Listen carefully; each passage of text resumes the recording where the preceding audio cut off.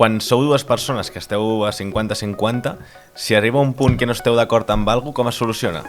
Jo et dic com ho fem nosaltres, perquè a més el model de direcció és de coceos. Tu pots tenir una empresa al 50-50, però si tu pactes amb el teu soci que tu, tot i ser el 50 i ell el 50, tu seràs el CEO, doncs les decisions te toquen a ti. Al nostre cas hi ha un model de direcció conjunta. Per tant, si no estem d'acord, el següent pas és intentar posar els arguments sobre la taula per buscar un punt d'acord.